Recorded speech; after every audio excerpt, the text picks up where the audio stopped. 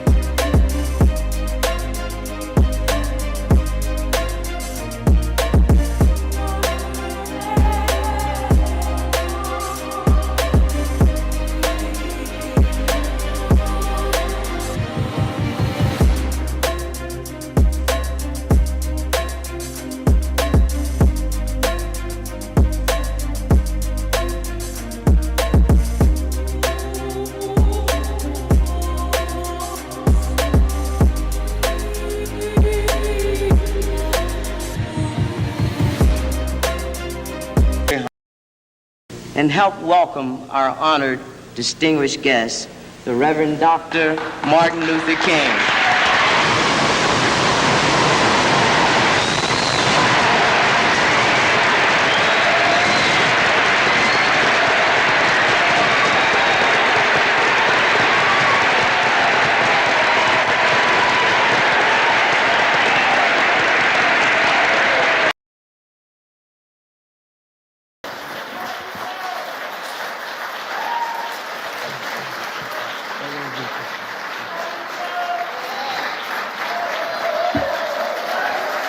Hello.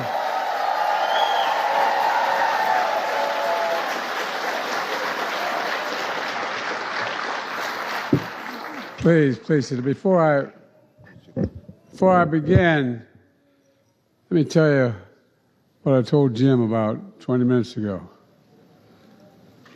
I used to start off as a young kid getting involved in the civil rights. My state, Delaware, to its great shame, anyway, fought on the wrong side of the war. My state was segregated by law. My state, Delaware, was no different in terms of laws than South Carolina or any other southern state. And like two other states just couldn't figure out how to get and fight inside the South because it was cut off. But the southern two parts of my state, they talk funny like you all do down here, you know what I mean? And but all kidding aside, I used to go when I got engaged I didn't plan on it. I love reading these biographies now, how I knew I was going to be president, I was going to run for president, et cetera. Truth of the matter was that I'm a kid who talk about impediments. I used to talk like that. I used to stutter. Came from a place called Claymont, Delaware, a lot of steel town, all went bankrupt. Come from Scranton, Pennsylvania, things didn't work out so well because of the economy. But you know what? Every time I spent time in the black church, I was telling Jim, I think of one thing, the word hope. No, not a joke. Pastor Old, thank you for allowing me to be back in this pulpit. And Senator, thank you for that introduction. I appreciate it. You know, you made a really moving sermon, Pastor. And thank you for the congregation of Royal Missionary Baptist Church and welcoming me back to Charleston to worship with you. I prayed with you here in February of 2020 when I was running for president. On my final full day as president, of all the places I wanted to be was back here with you.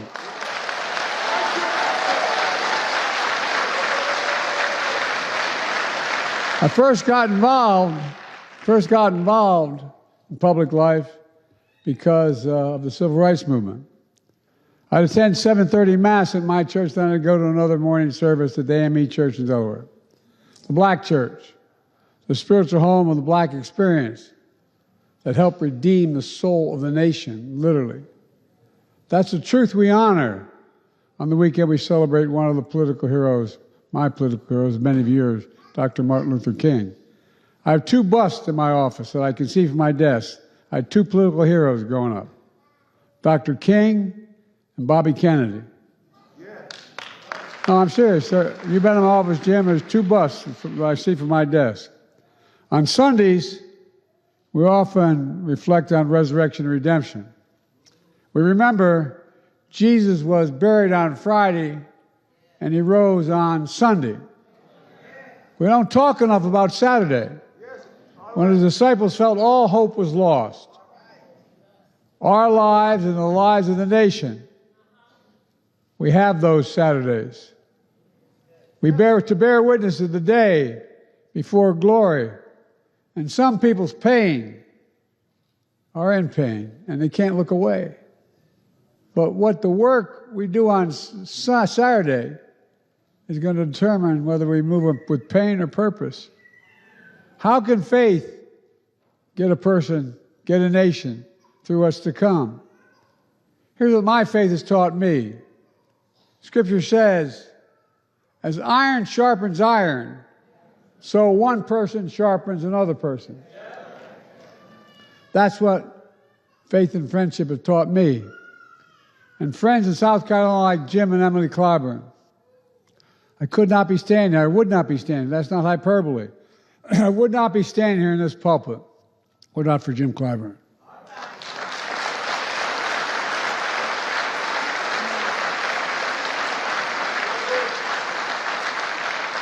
And although somewhat presumptuous of me, neither of us would be standing here without Emily, who we all miss dearly and who actually made Jim endorse me. Thank you, Emily. South Carolina friends like Fritz and P.C. Hollings, who believed me when I got through one of the most difficult times of my life. When I was a 9-year-old kid, I got a phone call saying my wife and daughter were dead. And my two boys were not likely to live. Well, guess what? Jim, Emily, Fritz, and P.C. and so many friends in South Carolina have always been there for me, especially in those Saturdays when I felt all hope was gone. Those days when I buried pieces of my soul. My wife, my daughter, my son, Bo, who's the Attorney General of Delaware. When I felt like there was just a black hole in my chest sucking me into it. Anger and rage that I felt at the time. But then friends, your friends bear witness. They see your pain. They pick you up. They help you get to Sunday from pain to purpose. I felt that faith and friendship when I prayed with this congregation, when I played with the congregation, prayed with the congregation of Mother Emanuel. I went there and tried to confront them on my own Saturday. But it was they who ended up comforting me as we arrived together and found grace together. Moving from pain to purpose strengthened my faith in the service of others. To love the Lord thy God with all thy heart and soul and all thy mind, and love thy neighbor as thyself. Very easy to say, but very hard to do. But in the words, those words are the essence of the gospel, is the essence of the American promise. The idea, as was mentioned earlier, we're all created equal in the image of God and deserve to be treated equally throughout our lives. My dad used to say the greatest sin of all is the abuse of power.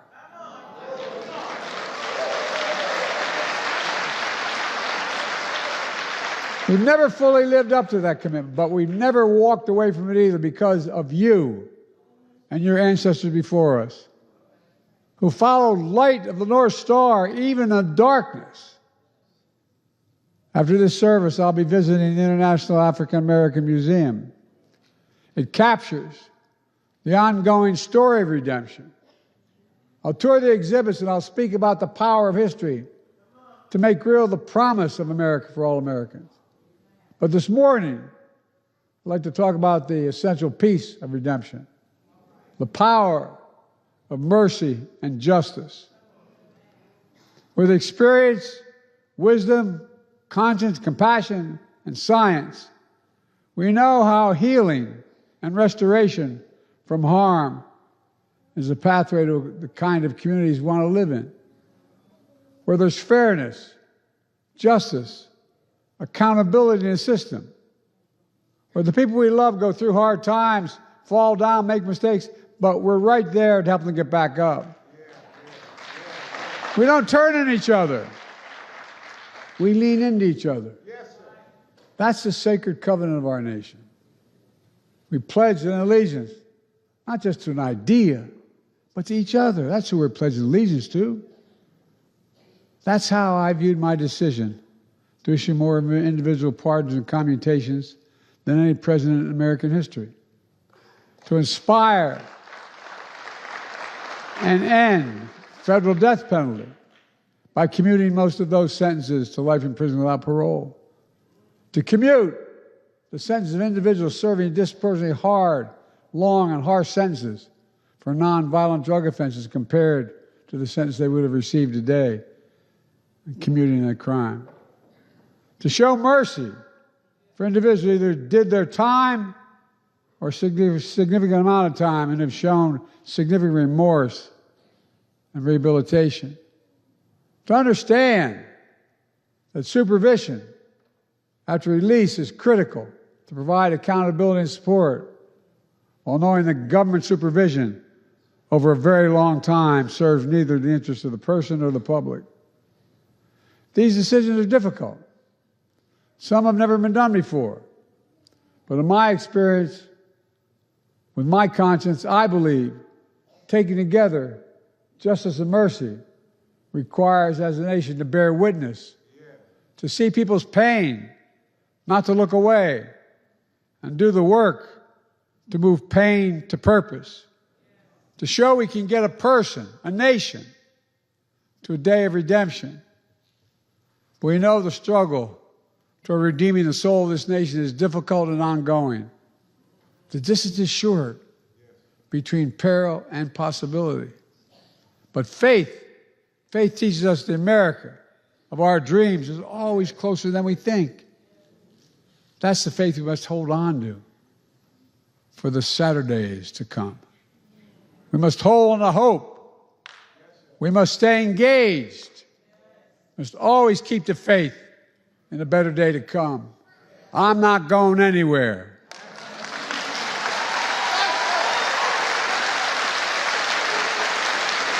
I'm not kidding.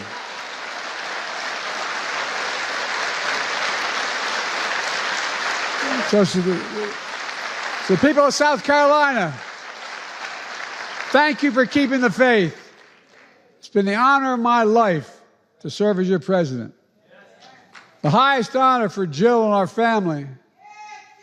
And as I close out this journey with you, I'm just as passionate about our work as I was as a 29-year-old kid when I got elected. I wasn't old enough to serve yet. I'm in no ways tired. I've always heard before, we've come too far from where we started. Nobody told me the road would be easy. I don't believe he brought me this far to leave me. My fellow Americans, I don't think the good Lord brought us this far to leave us behind. As we celebrate Dr. King's legacy and generations before and since, women and men enslaved and free, we have to remember one of his favorite hymns. Precious Lord, take my hand through the storm, through the night, and lead me into the light. Oh, God bless you all, and may God protect our troops. I owe you big. As they say where I come from, you the guys that brought me to the dance. Thank you, thank you, thank you, thank you.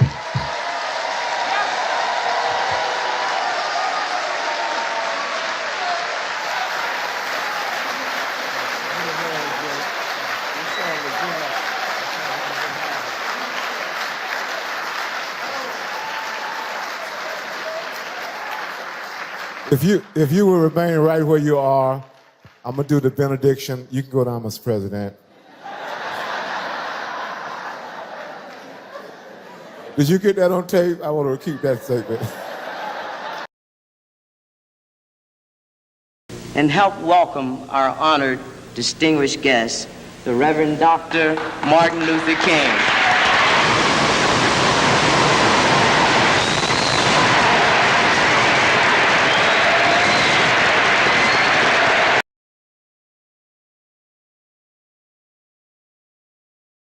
Once upon a time, there's a man named Martin Luther King Jr. It's funny to think about because now we know his name so well, but at one time he was just a kid. Like maybe you're a kid watching this. Well, he was a kid too. Well, maybe you're a grown-up. That's okay too.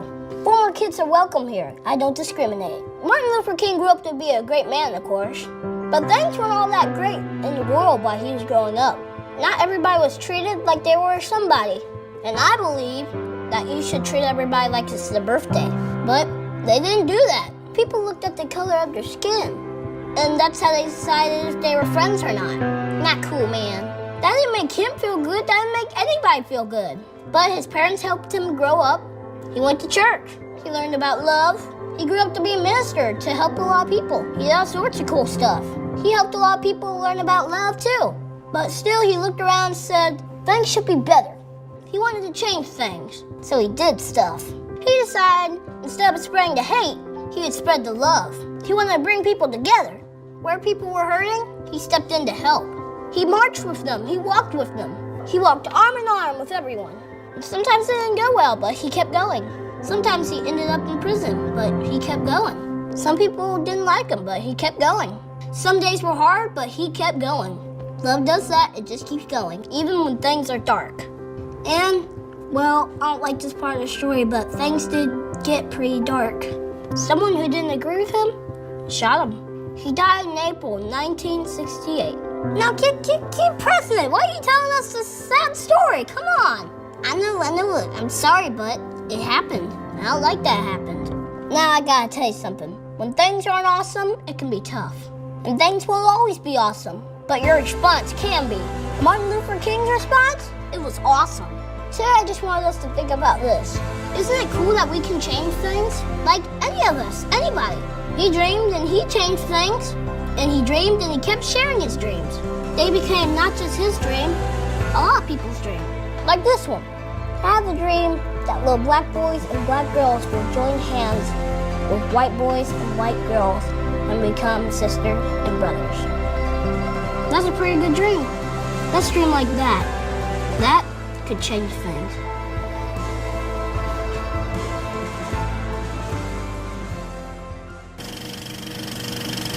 I had the honor of meeting Dr. King's son, Dr. Martin Luther King III.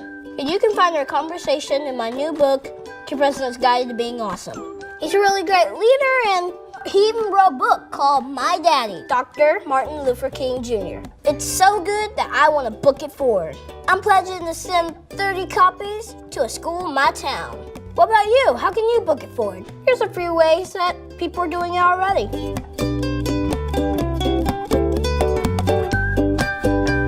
Look at this, it's amazing. It's really cool to see it spread. Thanks, everybody. Thanks for being awesome, people. See you next week.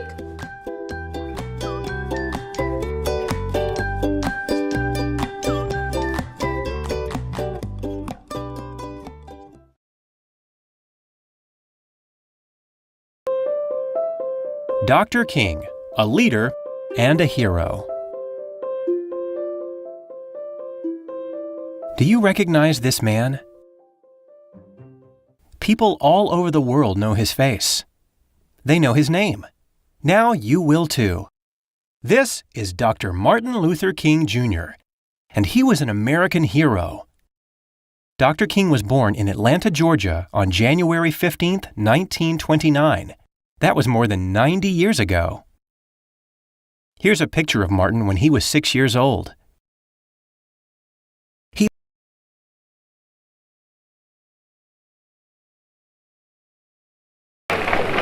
I have the pleasure to present to you Dr. Martin Luther King, Jr.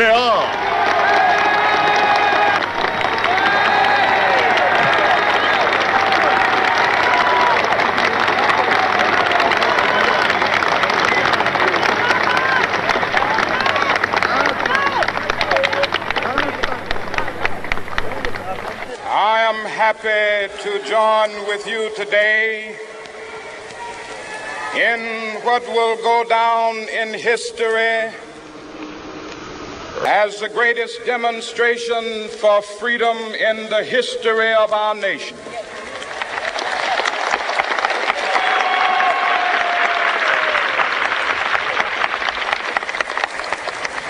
Five score years ago,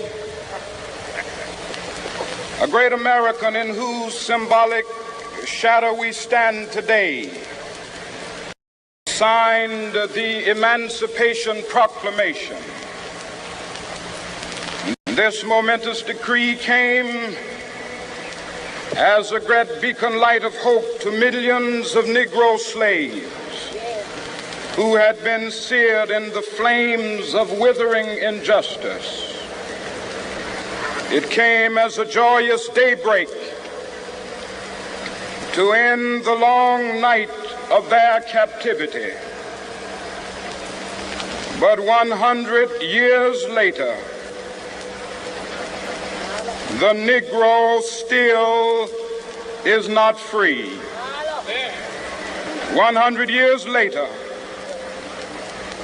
the life of the Negro is still sadly crippled by the manacles of segregation and the chains of discrimination. 100 years later, the Negro lives on a lonely island of poverty in the midst of a vast ocean of material prosperity. This nation will rise up and live out the true meaning of its creed. We hold these truths to be self-evident, that all men are created equal.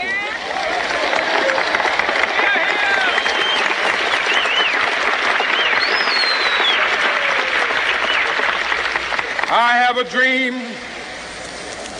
that one day on the red hills of Georgia, the sons of former slaves and the sons of former slave owners will be able to sit down together at the table of brotherhood.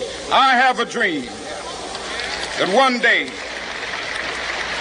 even the state of Mississippi, a state sweltering with the heat of injustice, sweltering with the heat of oppression, will be transformed into an oasis of freedom and justice. I have a dream that my 4 little children will one day live in a nation where they will not be judged by the color of their skin, but by the content of their character. I have a dream today.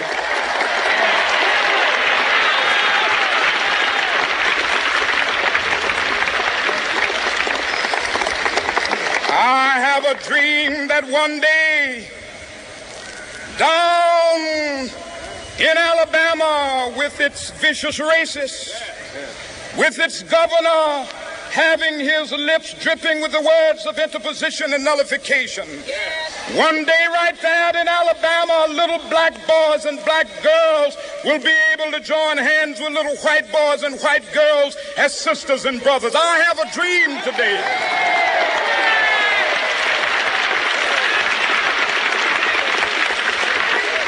I have a dream that one day every valley shall be exalted, and every hill and mountain shall be made low. The rough places will be made plain, and the crooked places will be made straight. And the glory of the Lord shall be revealed, and all flesh shall see it together.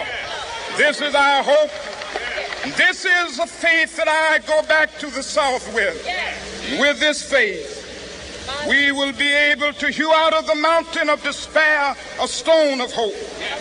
With this faith, we will be able to transform the jangling discords of our nation into a beautiful symphony of brotherhood. With this faith, we will be able to work together, to pray together, to struggle together, to go to jail together, to stand up for freedom together, knowing that we will be free one day. This will be the day.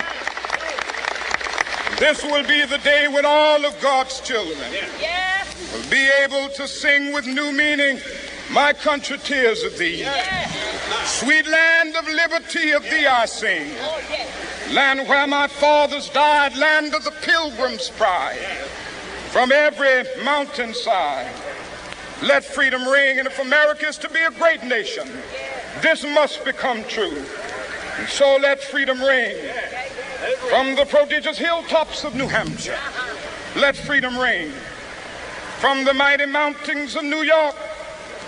Let freedom ring from the heightening Alleghanies of Pennsylvania. Let freedom ring from the snow-capped Rockies of Colorado. Let freedom ring from the curvaceous slopes of California. Not only that, let freedom ring from Stone Mountain of Georgia. Let freedom ring from Lookout Mountain of Tennessee. Let freedom ring from every hill and molehill of Mississippi, from every mountainside.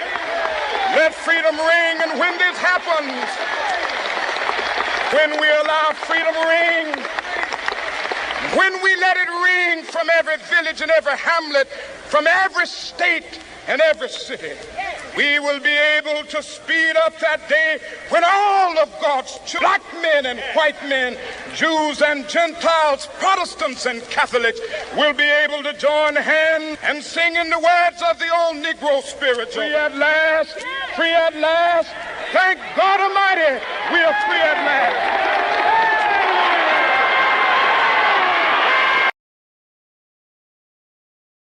When I started drinking warm water to help me lose weight, my friends laughed at me.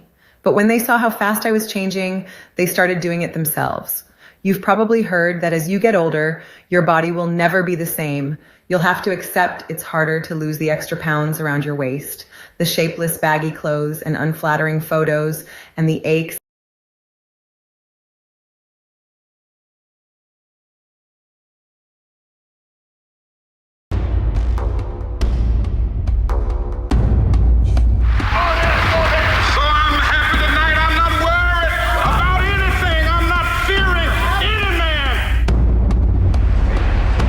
Shot rang out.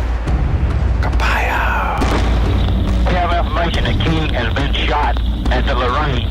Wednesday, Lorraine area report of a shooting. Again, we have information that the shot came from a brick building directly west. And the subject ran south on Main Street. The young white male, well dressed, possibly in a late model white Mustang, went north on Main Street 610.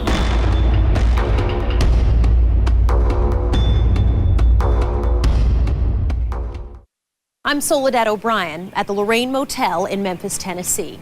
40 years ago, Dr. Martin Luther King Jr. was shot down, murdered right here on this balcony where I'm standing. The greatest civil rights leader in our nation's history, killed before his dreams could be realized.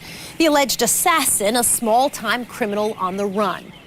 Yet to this day, questions still linger and fester. And even some of Dr. King's closest aides believe the full story has yet to be told. We will try.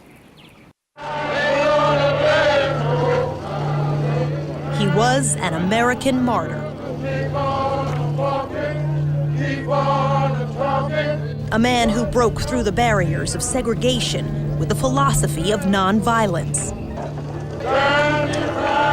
Only to be shot down by a hidden gunman before his time. We had to change the world. 40 years later, I walked to the tomb of Dr. Martin Luther King Jr. with his longtime friend and aide, Andrew Young. Free at last, free at last. Thank God Almighty, I'm free at last. I think that's the appropriate thing to put there. For him, yeah. Yeah? From his first days in the civil rights movement, Dr. King lived under the shadow of death. His house bombed in the Montgomery bus boycott. Followers killed in Birmingham and Selma. He was stabbed once in Harlem at a book signing. When they removed the knife blade, they left a scar in his chest shaped like a cross. A cross he saw in the mirror each day when he got up. And he said, every morning when I brush my teeth, I know that this day might be my last. He says, so I'm ready for whatever comes any day of my life. He joked about death with his inner circle. He'd always say, they're going to be shooting at me, but one of you guys is going to be jumping in front of the camera and take the bullet for me. And he said, I'll appreciate it, and then I'll preach the best funeral you've ever heard, and anybody ever heard. And then he'd start preaching your funeral. He never let us get nervous about it, and I don't think he was nervous about it. But it was there, it was very real. Well, it was there particularly from the moment John Kennedy was killed. He just assumed that inevitably, if they could not protect the president, there's no way we could be protected. This photo was taken in 1966 on an earlier visit to Memphis. At King's side, that's Officer Edward Reddit. On that visit, King stayed in his usual room off the balcony at the Lorraine Motel. Reddit remembers. We put our bodies around him coming out of that room with Lorraine, and we walked him down those steps with our bodies to make sure that he was covered. Because it is dangerous. If you look at that from that balcony, you know, so many areas you can see that's visible. If I wanted to get you. Reddit approached King at breakfast at the Lorraine to tell him it was dangerous. Why you want to stay up here? He said, I just like the room. He just laughed, oh, ain't nothing gonna happen. I said, okay. That was 2 years before Dr. King's death. By then, most of his civil rights victories were already behind him. His nonviolent protests brought out the worst in white America. Police dogs and fire hoses in Birmingham in 1963. Alabama state troopers beating back protesters on the bridge in Selma in 1965. And their violence would strike a flint on the nation's conscience. And we shall overcome. President Lyndon Johnson pushed through landmark civil rights bills to open up public accommodations, to ensure access to voting rights, and sign the laws as Dr. King stood over his shoulder. By the late 1960s, Andrew Young says, King had become exhausted. We were pretty well worn out. I mean, he'd been going from 55 to 67 without a let-up. There was a rumor that Dr. King was planning a sabbatical, maybe in India, maybe in Africa. Was that true? He was thinking about it. That was his dream. It wasn't India, it wasn't Africa. It was really Riverside Church. The prestigious Riverside Church in New York was looking for a pastor. He said, that was my ideal. That's what I wanted to be when I grew up. I speak out against this war. But that never happened. Instead, this speech at Riverside would become King's moral watershed over Vietnam. By 1966, the U.S. was mired in a war it could not win, and blacks were the losers. Measured as a percentage of adult males, blacks were dying in Vietnam at a rate twice as high as whites. In order to atone for our sins and errors in Vietnam, we should take the initiative in bringing a halt to this tragic war. Everybody attacked him. What was President Johnson's reaction after the Riverside speech? Well, after the Riverside speech, I don't think we talked to him anymore. He was angry. Yeah. On that day, April the 4th, 1967, as King spoke at Riverside, he would have exactly 1 year left to live. 3 weeks later, while King was leading an anti-war protest in Massachusetts, 1,000 miles away in Missouri, a small-time criminal named James Earl Ray would escape from prison and start on the course that would bring both men to Memphis on April 4th, 1968. Ahead, a life spent outside the law. They don't catch him on the other crimes, you know. So he done a lot of things he got away with.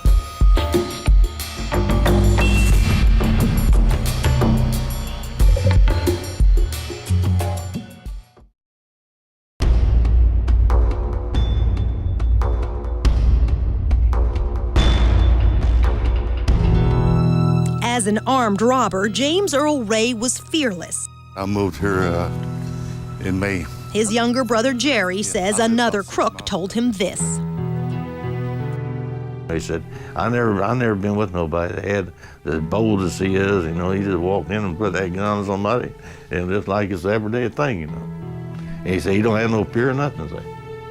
Ray was born in Alton, Illinois, and grew up dirt poor along the Mississippi River in Mark Twain country. Everybody just called him Jimmy, and nobody called him James. That came out when King got killed. They started calling him James Earl Ray, and we just all called him Jimmy. By his mid-20s, Ray was a two-bit gunman. This is Ray on a hospital table shot by a Chicago cop after the botched robbery of a taxi driver in 1952. Ray went to prison for 2 years. Then 3 more years in federal prison at Leavenworth for stealing post office money orders. Ray turned down a transfer to an honor farm. Prison records say he did so because he didn't want to live in an integrated honor dorm. In 1959, caught after a grocery holdup in St. Louis, Ray was declared a habitual criminal and sent to the Missouri State Prison for 20 years. You have a guy who wasn't very bright, he wasn't a good criminal, he wasn't the sharpest tack. He's smart, he's plenty smart, intelligent. Smart enough, Jerry said, not to get caught most of the time. They don't catch him on the other crimes, you know. And so he done a lot of things he got away with. Almost 8 years later, in 1967, James Earl Ray escaped from prison by smuggling himself out in a bread truck. He headed for Chicago, taking a job as a dishwasher at the Indian Trail restaurant. Then, on a summer afternoon, downstate.